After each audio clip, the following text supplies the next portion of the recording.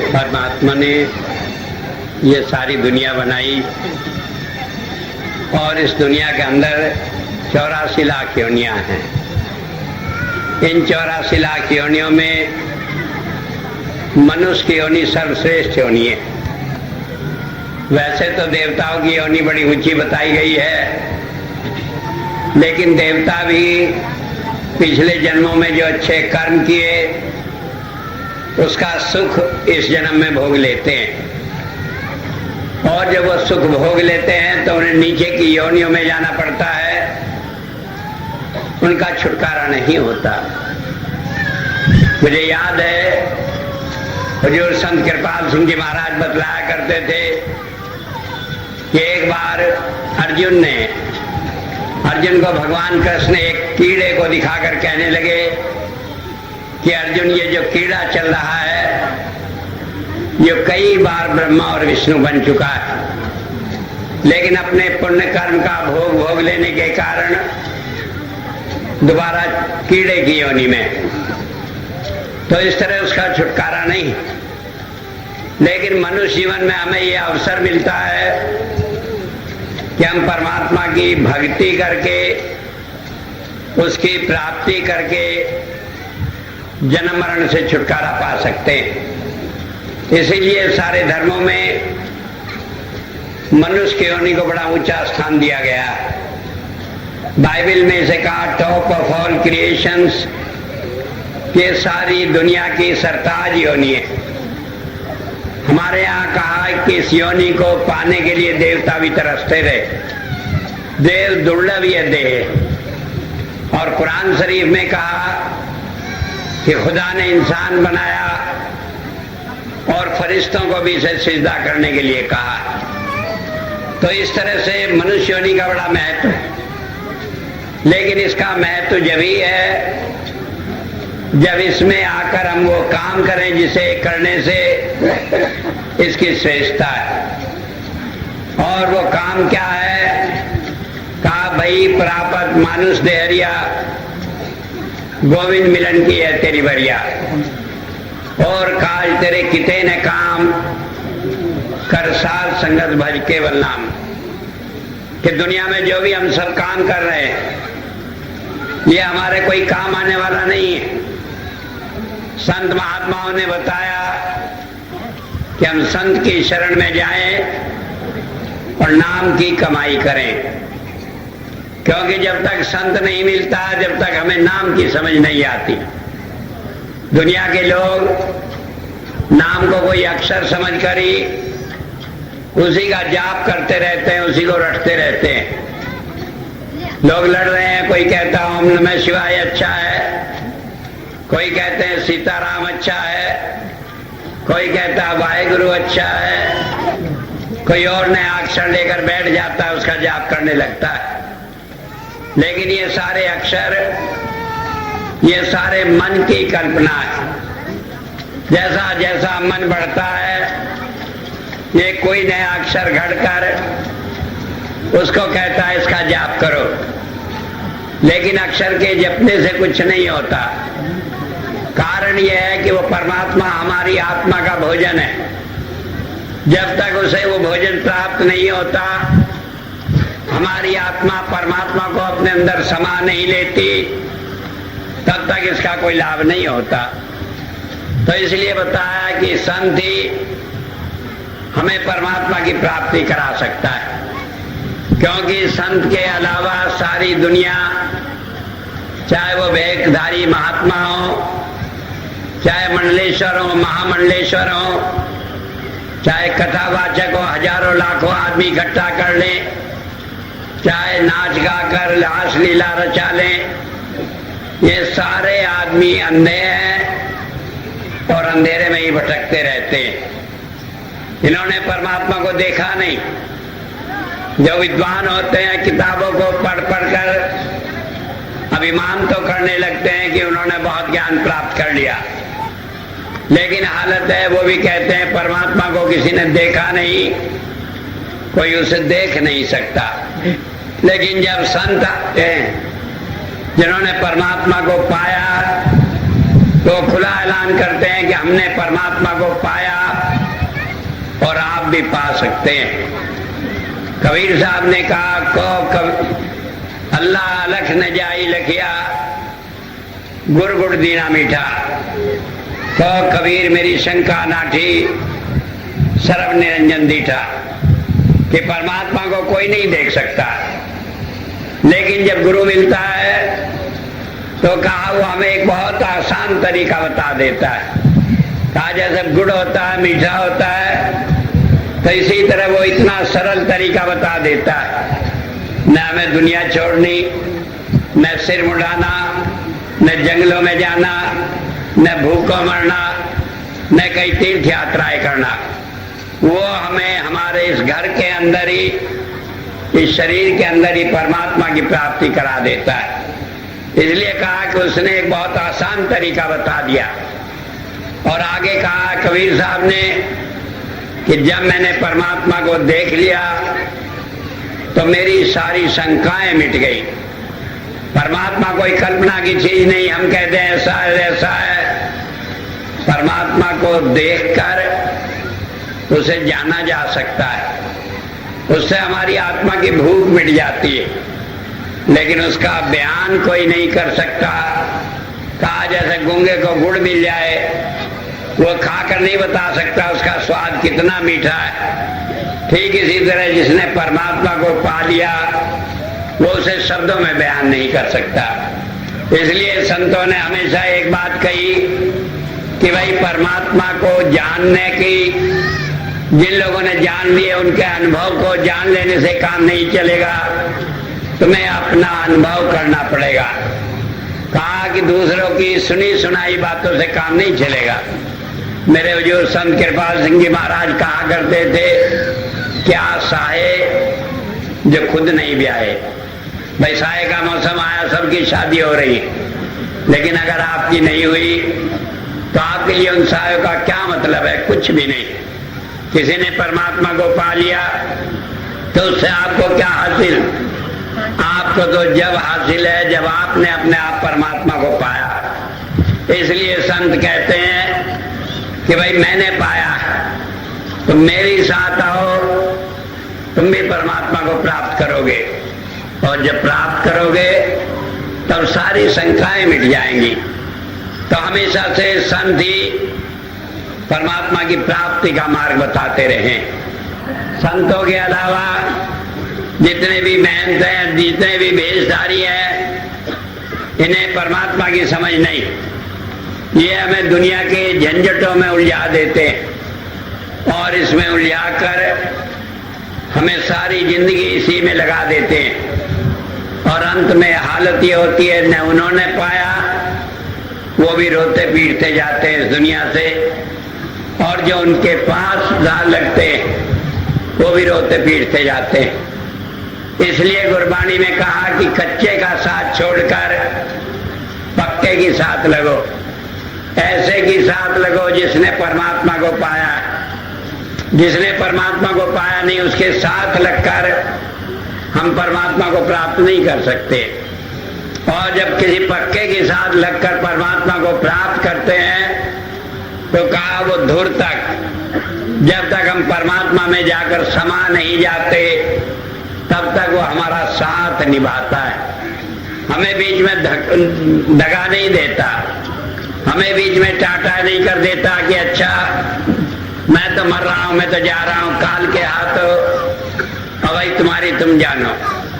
वो कहता है कि जब मैंने नाम दे दिया तो काल का आपके जीवन में कोई भी अधिकार नहीं है, कोई भी दखल नहीं है। जिस जीव को संत नाम दे देता है, काल उसे मौत के समय भी लेने नहीं आता, गुरु ही उसे लेने आता है। हुजूर कहा करते थे कि गैर सत्संगी भी हो, अगर संत वहां बैठा है तो संत के बैठे हुए भी काल उस गैर सत्संगी को लेकर नहीं जा सकता। तो इसलिए बात समझ लेने की है कि संत ही हमें इस जंजाल से छुड़ाते हैं। काल के जंजाल से अगर कोई छुड़ाता है तो वो संत। वेद में एक मंत्र आता है, ये ऋग्वेद के पहले अध्याय का तीसरे सूक्त का 5वां मंत्र है। इसमें कहा इंद्रो आया ही। इंद्र कहते हैं संत को कि जब संत इस संसार में आता है। कब आता है संत इस संसार में? जब नहीं आता, जब हम देखते हैं वो पैदा हुआ। आज जिसे हम संत कह रहे हैं, वो जब पैदा हुआ था हमारे की तरह वो इंसान था, तब वो संत नहीं था। जब उसने इस जन्म में नाम लेकर भजन करके परमात्मा की प्राप्ति कर ली, पूर्णता प्राप्त कर ली, तब वो संत बना। कई लोग कहते हैं संत बने बनाए आते हैं, संत सिद्ध आते हैं। लेकिन मैं पूछता हूं, अगर वो सिद्ध ही था तो उसे जन्म लेकर आने की क्या जरूरत थी? तो वो तो इस संसार में जो उसके थोड़े कर्म बाकी रह गए थे, क्योंकि कहा है every saint has a past, every sinner has a future. ये संत आज नहीं बन गए हैं, इनका कई जन्मों की कमाई है तब संत बनते हैं।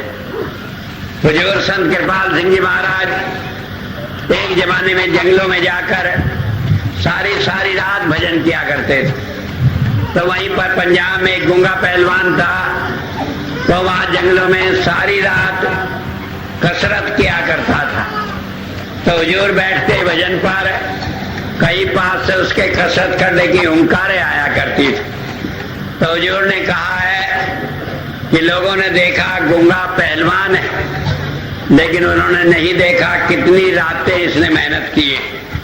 तो संत को हम देखते हैं, वो कहते नहीं जानते कि उसने कितनी कमाई, कितनी मेहनत, कितना भजन किया, और तब यह पूर्णता प्राप्त करता है। जब संत पूर्णता प्राप्त कर लेता है, तब उसे परमात्मा के देश में वापस जाना होता है। लेकिन परमात्मा ऐसे जीव को कभी कभी संसार में अपना काम करने के लिए भेज देता है। हालांकि संत जिसने पूर्णता प्राप्त कर लिया वो दुनिया में रहना नहीं चाहता, लेकिन उसे परमात्मा के हुक्म को मानना पड़ता है। गुरु गोविंद सिंह जी महाराज ने कहा, कहने लगे मेरा मन इस दुनिया में आने का नहीं था, मुझे परमात्मा ने कहा कि तुझे अपना बेटा बनाया और जैसे तैसे मुझे फुसलाकर समझाकर इस दुनिया में काम करने के लिए भेजा। कबीर साहब ने कहा, को कबीर हम धुर के भेदी लाए हुक्म हजूरी। क्या हम तो उस परमात्मा के भेद को जानने वाले हैं और परमात्मा के हुक्म से यहाँ आए। संत अपने आप ही संसार में नहीं रहता, वो परमात्मा के हुक्म से सारे काम करता है। किसे नाम देगा, किसे नाम नहीं देगा, किसकी मदद करेगा, किसे अनुभव कराएगा, किसे सेवा में लगाएगा, ये सब परमात्मा के हुक्म से वो करता है। कई बार हम सोचते हैं आए संत ने नाम दे दिया, कई बार हम सोचते हैं कि हमने बड़ी कोशिश करी, हमें नाम नहीं मिला, लेकिन ये संत के अपने हाथ की बात नहीं होती। जब परमात्मा का उसे हुक्म होता है तब वो सारे काम करता है। तो इसलिए उन्होंने कहा कि हम तो हुक्म हजूरी लाए, परमात्मा का हुक्म हमारे साथ है। ईसा मसीह ने कहा ही स्पीक्स विद अथॉरिटी, कि वो जो संत बोलता है वो परमात्मा की ताकत से, उसके बल से बोलता है। तो वेद के इस मंत्र में बताया है कि जब पूर्णता प्राप्त कर लेता है कोई साधक और उसे जाकर परमात्मा में मिलना होता है, तो उस समय परमात्मा उसे अपना काम करने के लिए कभी कभी संसार में भेज देता है और वो संत का जन्म होता है उस दिन। भगवान बुद्ध का मालूम है, उन्होंने जंगलों में तपस्या की और करने के बाद जब पूर्णता प्राप्त कर ली तो वर्णन आता कई दिन तक वो असमंजस में रहे। परमात्मा चाहता था कि वो दुनिया में काम करें और उनका मन काम करने का नहीं था। उनका मन था वो जाकर परमात्मा में विश्राम करें, इस दुनिया के झंझटों में न फंसे। संत बनना कोई आसान काम नहीं है, संत का काम कोई आसान काम नहीं है। मेरे हुजूर संत कृपाल सिंह जी महाराज कहा करते थे कि संत संगत को ऐसे रखता है जैसे मेंढकों को तोलना पड़ता है। सारे उछलते हैं, सारे कूदते हैं, कोई आदमी भजन की बात नहीं करता, सब दुनिया की बात करते हैं, लेकिन उन सबको रोल कर, पुचकार कर, कुछ देकर, कुछ बहका कर वो परमात्मा की भक्ति में लगाता है। क्योंकि दुनिया की सारी चीजें मिल जाएं और परमात्मा की भक्ति नहीं की तो भी हमें नरकों में जाना पड़ेगा। तो संत उस नरक के द्वार को बंद करके अपने जीवों को किसी तरह भी परमात्मा की भक्ति में लगाते हैं। तो वेद कहता है कि जब संत आते हैं संसार में तो परमात्मा उन्हें कोई जीव दे देता है कि तुम्हारे जीव हैं, और वो उन्हीं जीवों को इस संसार में देखभाल करते हैं। कई बार संत एक जीव के लिए हजारों मील की यात्रा करता है, कई बार संत उसके पास रहते हुए जीव को नाम नहीं देता, कारण यह है कि उसके ऊपर उसकी मोहर नहीं होती। तो कहा कि जो जीव उसके होते हैं, जो परमात्मा ने उसे सौंपे हैं, उन्हें वो धिया इसी तो उन्हें परमात्मा का भजन कराता है। और वेद में कहा वो परमात्मा का भजन, वो परमात्मा का दर्शन उसकी आत्मा का भोजन है। उसे खाकर आत्मा तृप्त हो जाती है। फिर ये दुनिया में काम, क्रोध, लोभ, मोह, अहंकार में नहीं फंसती। फिर ये दुनिया के लालच में इधर से उधर भटकती नहीं फिरती, अपने में तृप्त हो जाती है। जिसे नाम का धन मिल जाता है उसे दुनिया के सारे धन धूल के समान हो जाते हैं, वो उनकी परवाह नहीं करता। और इसीलिए भजन को कहा कि वो हमारी आत्मा का भोजन है। किसी को भोजन देने के बजाय आप भोजन की चर्चा करते रहो तो उससे कोई फायदा नहीं। जब मैं नाम देता हूं तो अक्सर कहता हूं कि परमात्मा की भक्ति, परमात्मा की चर्चा करने को उसकी पूर्ति पूजने का नाम नहीं, क्योंकि ये तो हमारी आत्मा का भोजन है। जब तक हमें परमात्मा प्राप्त नहीं होता, जब तक हम उसे अपने अंदर समा नहीं लेते, तब तक भक्ति का कोई मायने नहीं होता। इसीलिए ईसा मसीह ने कहा ईट मी एंड ड्रिंक मी, कि मुझे ही खाओ, मुझे ही पियो। लेकिन जो लोग उसकी बात को नहीं समझते वो मूर्खता की बात करने लगते हैं। वो इन बातों को नहीं समझकर कहते हैं हम ईसा मसीह का शरीर, ईसा मसीह का मांस और उसका खून अपने अंदर समा रहे हैं, और वो उसके बजाय शराब पीने लगते हैं, उसके बजाय डबल रोटियां खाने लगते हैं, उसके बजाय हलवा पूरी गटकने लगते हैं।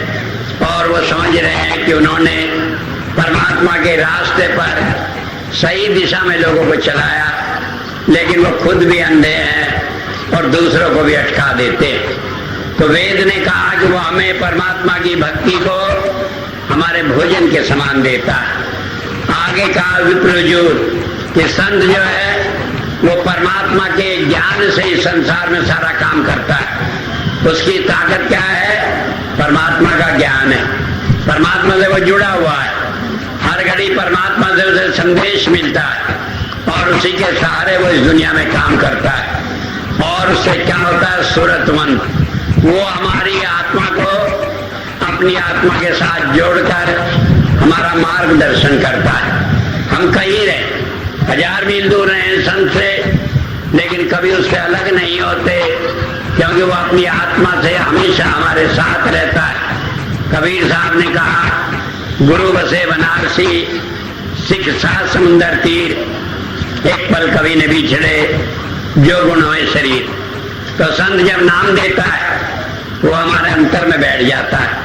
हम भूल जाए वो भूलता नहीं, हम उसे याद करने करें जब भी वो देखता है कि वो अब जीव परेशानी में और उसे संत की आवश्यकता है तो उसे आकर मदद करता है।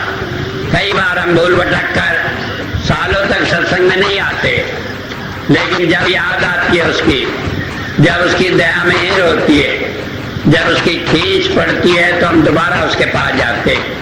तो संत ये सारे काम हमारे पिछले कर्मों को भुगताते हुए करता है, जिससे हम कर्म भी भुगत लें और इस रास्ते से टूटे भी नहीं, छूटे भी नहीं। तो बताया वो आत्मा से हमारे साथ रहता है।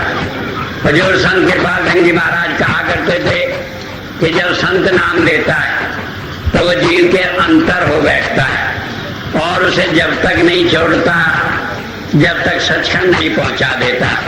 तो बात यह समझ लेने की है कि गुरु अगर वो सच्चा गुरु है तो न वो छूट सकता है न मुझसे छोड़ सकते।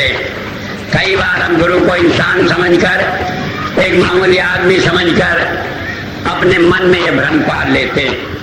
मुझे याद है घटना, एक बार एक भाई राजा राम थे, वो नाम तो हम दे देंगे लेकिन तुम्हें एक बात माननी पड़ेगी। तो कहने लगे क्या? कहने लगे तुम्हें हमारे सामने शराब नहीं पीनी, पीछे पीते रहो, कोई मनाही नहीं। अब उसने सोचा साल में एक बार आऊंगा, 2 बार आऊंगा, इतनी भीड़ लगेगी, 1 मिनट आधी मिनट का टाइम मिलेगा, तो वहां तो शराब मुझे कोई पीने से रहा, तो इसलिए उसने कसम खा ली कि मैं आपके सामने नहीं पीऊंगा। हुजूर ने नाम दे दिया। नाम लेने के बाद वो घर गया। आदत थी रोज पीने की, घर में बोतल भी रखी थी, निकाल कर एक गिलास में डाली, पीने की तैयारी हुई। तो जैसे गिलास मुंह के पास आया तो उसमें हुजूर की तस्वीर दिखाई दी। पहले तो उसका मन ठटका, कहने लगे इसमें शराब में हुजूर है तो मैं शराब उनके सामने नहीं पीऊंगा। लेकिन फिर मन कहने लगे भाई वो तो खुद ही मना करते थे दूसरे को शराब पीने की, वो शराब में क्या करेंगे। और अपने मन को समझाकर इस तरह पीने की कोशिश की। गिलास को मुंह के करीब लाया, एक थप्पड़ मुंह पर पड़ा, गिलास दूर जाकर पड़ा।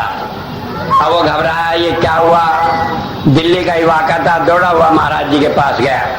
जाकर महाराज जी से कहने लगा 30 साल हो गए, कभी ऐसी घटना नहीं हुई, आज तो बड़ी अजीब घटना हो गई नाम लेने के बाद। कहने लगे क्या? कहने लगे मेरे घर में भूत आ गया। कहने लगे भूत? कहने लगे हाँ भूत आ गया। कहने लगे कैसे? कि मैं ऐसे गिलास लेकर शराब पी रहा था तो उसमें आपकी तस्वीर दिखाई दी, फिर मैं उसे पीने लगा, एक थप्पड़ मेरे मुंह पर पड़ा। तो हुजूर कहने लगे तुम मुझे भूत कहते हो? कहने लगे हुजूर आपका शराब में क्या काम, आप वहां कहां से आए, भूत ही होगा। कहने लगे नहीं, गुरु जब नाम दे देता है तो सिख के अंग संग रहता है, जैसे वो वैसे विश्वास दिलाता है। तो जब उन्हें बात समझ में आई तब उन्होंने समझा कि अब यहाँ कोई चारा नहीं चलेगा, और उन्होंने कहा अच्छा अब मेरी तौबा, आगे नहीं पीऊंगा चाहे जो कुछ हो जाए। तो संत हमारे अंग संग रहकर जंगल में, बियाबान में, मुसीबत में, जहाँ सारी दुनिया हमारा साथ छोड़ जाए वहाँ भी वो हमारा साथ निभाता है। चाहे दुनिया कितना ही बुरा समझे, वो हमें सब जगह मदद करके सहारा देकर लाता है। मुझे याद है घटना, एक बार एक भाई सत्संगी था, अब उसे किसी ने कह दिया, सिर फिरे लोग बहुत होते हैं, कहने गुरु के बदन से अपना बदन छुआ लो तुम पार हो जाओगे। अब बाबा जी एक दिन थे, अब वो घूम रहे थे, अपना तहमद बांधे, कुछ पहने नहीं थे। उन्हें देखा आज तो मौका है, बनियान बुनियान निकाल कर लुंगी बांध कर वो भी गया और जाकर बाबा जी से गले मिलने लगा। बाबा जी ने कहा दूर रहो। कहने लगे नहीं, वो जबरदस्ती करने लगा। बाबा जी तकड़े तो थे, उसे एक धक्का दिया, फिर भी वो जोर जबरदस्ती करने लगा। तो कहने लगे हट कोड़ी दूर कहीं, ये बात कहा तो वो अपना दूर रहा। लेकिन अगले दिन उसे कोढ़ हो गया, और इतना ज्यादा हो गया कि उसे कोढ़ खाने में दाखिल होना पड़ा। बाबा जी चोला छोड़ गए। तो उसके बाद सावन सिंह जी महाराज बैठे गद्दी पर। तो एक दिन वो अपनी मौज में थे, कहने लगे बीबी रुको को, बीबी लाजो को, कहने लगे चलो आज कोढ़ खाने चलना। कहने लगे महाराज जी वहाँ कोढ़ी रहते हैं, वो बहुत गंदे हैं, बड़ी बदबू आती है, वहाँ हम क्या करेंगे, वो तो साक्षात नर्क है। कहने लगे नहीं मुझे जाना है। लड्डू बनवाए, कपड़े बनवाए लोगों को बांटने के लिए। वहाँ सारे कोढ़ी बैठे थे लाइन में, सबको देते चले गए। एक कोढ़ी बैठा था, उसे दिया। कहने लगे अरे ऊपर देख, वो ऊपर नहीं देखा। फिर दोबारा कहा ऊपर देख, फिर भी नहीं देखा। तीसरे बजे डांट कर कहा ऊपर देख, तो देखा उसकी आंखों में आंसू भरे हुए थे और वो रो रहा था। बाबा जी ने उसे प्रसाद दिया। कहने लगे चल अब तेरी छुट्टी हो गई। उसके बाद बाबा जी चले गए। बीबी लाजो ने पूछा ये कौन था? कहने लगे हम इसी के लिए आए थे। एक सत्संगी था सिर फिरा, जिसने बाबा जयमल सिंह के साथ ऐसे बदतमीजी की थी और उन्होंने श्राप दे दिया था, कोढ़ हो गया, लेकिन इसे ही लेने के लिए, इसे निकालने के लिए आए थे। अब इसकी सजा पूरी हो गई, अब ये जो है ठीक रहकर भजन करेगा और ये कोड़ खाने से छुट्टी हो जाएगी, ठीक हो जाएगा।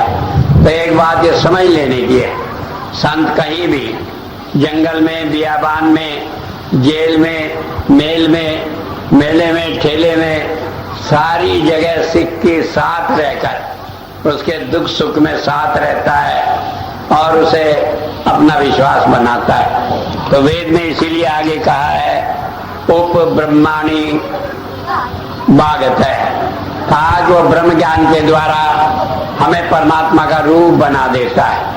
हमारे यहाँ 10 अवतार बताए गए हैं परमात्मा के। एक उसमें कहा वो मत्स्य का अवतार धारण करता है, एक कहा वो कुर्म का अवतार धारण करता है, एक कहा वो वामन का अवतार धारण करता है, एक कहा वो नरसिंह का अवतार धारण करता है। तो कोई समझे कि उन रूपों में परमात्मा आया, कभी नहीं, बल्कि उनके अंदर जो गुण होते हैं, इस संत के अंदर गुण होता है। तो जब हम कहते हैं वो मछली का अवतार है, तो जैसे मछली जल के बिना जिंदा नहीं रह सकती, इसी तरह संत का जीवन आधार परमात्मा है, इसलिए उसे मछली का अवतार कहा। जब कहते हैं वो कछुए का अवतार है, तो इसलिए कहा कि कछुए की पीठ इतनी मजबूत होती है तो उसमें गोली मारते रहो तो उसमें छेद नहीं हो सकता, लेकिन उसे पलट दो, उसका पेट इतना मुलायम होता है कि एक सीख निकाल कर उसके पेट पर फेर दो तो पेट फट जाता है। तो इस तरह संत दुनिया में सारे कष्ट झेलता है। संतों को दुनिया ने छोड़ा नहीं, किसी ने सूली पर चढ़ाया, किसी ने जिंदा जलाया, किसी ने और सारे कष्ट दिए, लेकिन वो उन कष्टों में कभी विचलित नहीं होता। वो मानवता के लिए हमेशा दया द्रवित होकर उनकी भलाई का काम करता है। स्वामी दयानंद जी महाराज थे, उनके रसोइये ने उन्हें जहर दे दिया, उन्हें कष्ट हुआ, ये हो गया कि वो बचेंगे नहीं, लेकिन रसोइये को रुपए देकर कहा कि तुम भाग जाओ यहाँ से, नेपाल चले जाओ, नहीं तो पकड़े जाओगे और तुम्हें सजा हो जाएगी। तो ये काम केवल संत ही कर सकते हैं। वो हमारे गुण अवगुण को नहीं देखते, वो तो आते हैं अपनी दया बहन करने के लिए और उसी को करके हमारे अंदर से सारे अवगुणों को हटाकर हमें भी नरसिंह रूप बना देते हैं।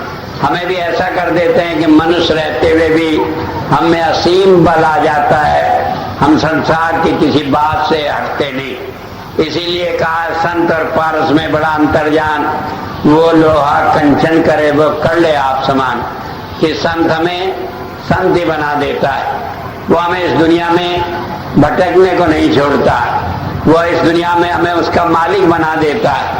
हमारे अंदर वो ताकत दे देता है कि हमारे मुंह से जो बात निकल जाए वो सच हो जाती है और अपना रूप देकर हमें परमात्मा के देश तक वापस पहुंचा देता है।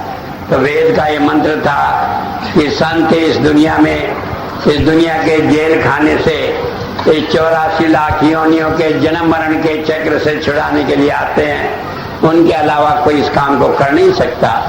और जब उनकी शरण में हम जाते हैं तो हमारा काम है कि इसी काम को बनाए, दुनिया के झंझट में न पड़े।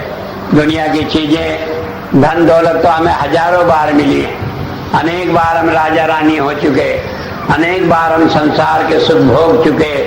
अब हमारा नंबर है कि हम परमात्मा की प्राप्ति करके अपने काम को कर लें, और इसके लिए हमें जरूरत होती है कि हम अपना प्यार संत से जोड़ें, दुनिया की चीजों में मन न फंसाए। वो जितनी जरूरत समझता है वो हमारी दुनिया की जरूरतें भी पूरी करता है और हमें परमात्मा की भक्ति कराकर हमें संसार से छुड़ा देता है और हमें जीते जी इसी में अनुभव हो जाता है कि हमें मोक्ष मिलेगी।